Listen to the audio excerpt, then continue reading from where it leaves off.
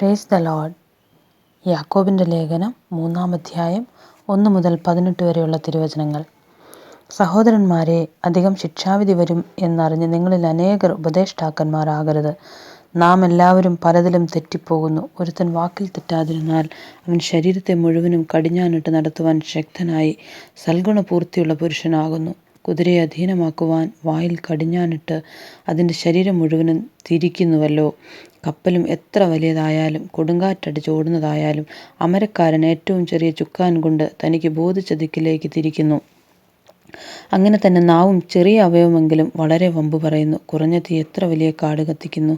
നാവും ഒരു തീ തന്നെ. അത് നമ്മുടെ അംഗങ്ങളുടെ കൂട്ടത്തിൽ അനീതി ലോകമായി ദേഹത്തെ മുഴുവൻ മലിനമാക്കി ജീവചക്രത്തിന് തീ കൊളുത്തുകയും നരകത്താൽ അതിന് തീ പിടിക്കുകയും ചെയ്യുന്നു.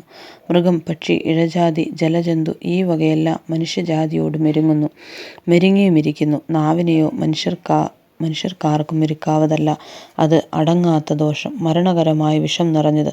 അതിനാൽ നാം കർത്താവും പിതാവുമായവനെ സ്തുതിക്കുന്നു. ദൈവത്തിൻ്റെ സദൃശ്യത്തിലുണ്ടായ മനുഷ്യരെ അതിനാൽ ശപിക്കുന്നു. ഒരു വായിൽ നിന്ന് തന്നെ സ്തോത്രവും ശാപവും പുറപ്പെടുന്നു. സഹോദരന്മാരെ, ഇങ്ങനെ ആയിരിക്കുന്നത് യോഗ്യമല്ല. ഉറവിൻ്റെ ഒരേ ദ്വാരത്തിൽ നിന്ന് മധുരവും കയ്പുമുള്ള വെള്ളവും പുറപ്പെട്ടു വരുമോ? സഹോദരന്മാരെ, അത്തിവൃക്ഷവും ഒലിവുപഴവും മുന്തിരിവള്ളി അത്തിപ്പഴവും കായ്ക്കുമോ? ഉപ്പുറവിൽ നിന്ന് മധുരമുള്ള വെള്ളം പുറപ്പെടുകയില്ല. നിങ്ങളിൽ ജ്ഞാനിയും വിവേകിയുമായവൻ ആർ? അവൻ ജ്ഞാനലക്ഷണമായി സൗമ്യതയോടെ നല്ല നടപ്പിൽ തൻ്റെ പ്രവൃത്തികളെ കാണിക്കട്ടെ. എന്നാൽ നിങ്ങൾക്ക് ഹൃദയത്തിൽ കയ്പുള്ള ഈർഷ്യയും ശാഠ്യവും ഉണ്ടെങ്കിൽ സത്യത്തിന് വിരോധമായി പ്രശംസിക്കുകയും ഭോഷ്ക് പറയുകയും അരുത്.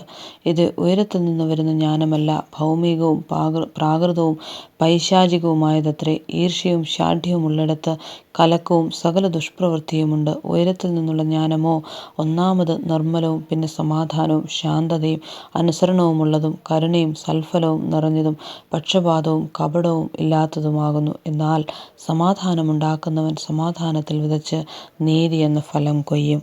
ആമേൻ.